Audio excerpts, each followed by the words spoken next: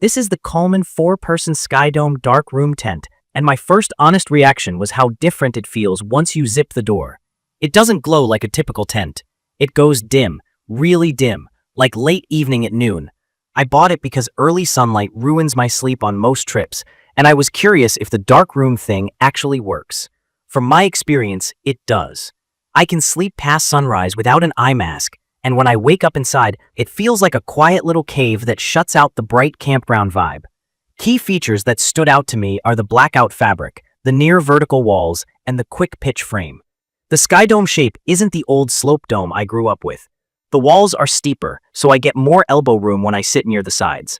I don't have standing headroom, but at 4 feet 8 inches in the center, sitting up is easy and the ceiling doesn't fall in on my shoulders. The floor is 8 by 7 feet, which is exactly enough for a queen air mattress.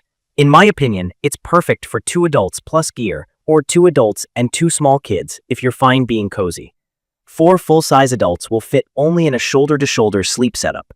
Setup took me about 8 minutes the first time in the yard, closer to 5 once I learned the flow. The poles are pre-attached, which speeds things up because there's no guessing which pole goes where. The trade-off is that the long fiberglass poles can get a little unwieldy while you're spreading the tent out. I found it easier with 2 people so we could guide the tips into the pockets at the same time and not scrape the mesh. The tension is real with this frame, so I make sure to keep the poles controlled rather than letting them snap into place. From my experience, that small habit keeps fiberglass from splintering. Let me explain a couple of basic terms in case you're new. The Rainfly is the outer sheet that covers the mesh roof to keep rain off and add privacy. Guy lines are cords you stake out away from the tent to stabilize the walls in wind. The tub floor is the raised, waterproof floor material that curves up at the sides like a shallow tub to block groundwater. On weather, I had a solid overnight rain where everything outside was soaked and I stayed dry inside. The welded floor corners and the inverted seams did their job. The fly coverage over the top is good, but there isn't a big front vestibule. That means if it's raining while you open the wide door, some drops will land on the floor by the entrance. I started putting a small doormat inside to catch that splash zone. Wind-wise, the manufacturer claims the frame will handle up to 35 miles per hour. I haven't camped in winds that strong with this tent, but I did see gusts around 20 to 25 miles per hour in the desert, and it held up after I guided it out carefully. I swapped in beefier stakes because the included ones are pretty light. With proper guy lines tensioned, the structure stiffens noticeably. Without guys, the broadsides flex and the poles complain. Now, the darkroom experience is both the headline and the caveat. It really does block a lot of sunlight. Coleman says about 90%, and I believe that. I slept later than usual, and afternoon naps were possible, but darker fabric and a closed fly mean less natural airflow. When the sun climbs, the interior warms up faster than a standard, well-vented tent. If there's no breeze, it can feel stuffy. Condensation shows up too if I close the door early on a cool, damp night. The lack of a high roof vent means moisture from breathing collects on the fly. For me, a small battery fan changed the experience entirely. Airflow made the tent feel comfortable, even at midday, and it helped clear humidity at night. I crack the door panel to mesh when I can and run the fan, which keeps the darkroom benefit while managing heat. The interior feels roomy for the footprint. The near vertical walls give me more usable space at shoulder height than older Coleman domes I've owned.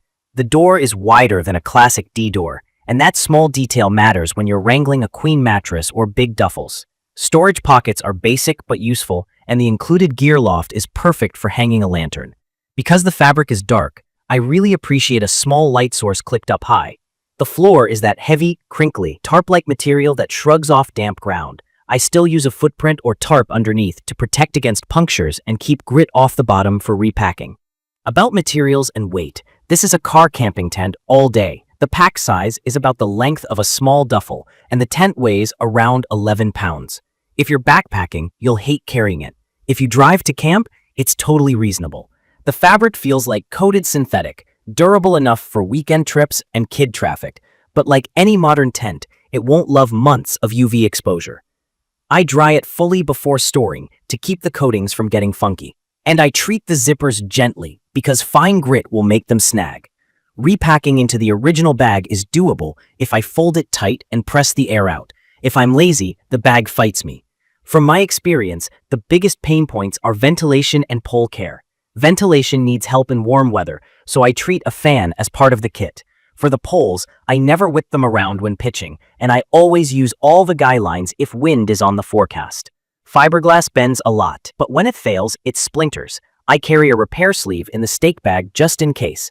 I haven't had to use it yet, but I've owned enough fiberglass pole tents to know it's worth the ounce.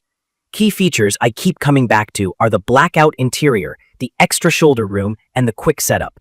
Those three things define the experience. In my opinion, the tent nails its main promise. Better sleep when the sun says otherwise. It's perfect for parents who need kids to sleep past dawn, for festival weekends when your bedtime is closer to sunrise, and for casual car camping where comfort and convenience matter more than shaving ounces. I'd recommend this for anyone who values a dark, quiet interior and can accept that airflow requires a little management. Bring a fan, bring solid stakes, practice the pitch once at home, and you'll get the best out of it. I also want to be straight about who might be disappointed. If you camp in hot, still climates, and you don't want to run a fan or keep the door cracked, you may find the tent too warm by mid-morning. If you prioritize storm-level ventilation or need a big vestibule to stash muddy boots that stay dry out of the sleeping area, this design doesn't offer that. If you need stand-up height, look at a 6-person or a cabin-style tent instead. If you backpack, this is not your tent. From my experience, durability is exactly what I expect at this price and weight. The floor is tough, the body fabric is fine for normal wear, and the frame is good as long as I treat fiberglass with some respect. I don't treat it like a wall tent or an expedition setup, and it rewards that realistic approach. The payoff is that blackout sleep that's rare in a tent at this price. In conclusion, the Coleman 4-person Skydome darkroom tent with Rainfly delivers on darkness, space efficiency, and quick setup, with the known trade-offs of ventilation and fiberglass maintenance. If your priority is sleeping in without the sunrise blasting you awake, it's an easy win. If your priority is all-day airflow with the fly battened down, look elsewhere. For car camping, quick trips, festivals, and family weekends, it hits the sweet spot when paired with a small fan and upgraded stakes. I will post full information about the Coleman 4-person Skydome darkroom tent with Rainfly in the comments section. See you in the following videos.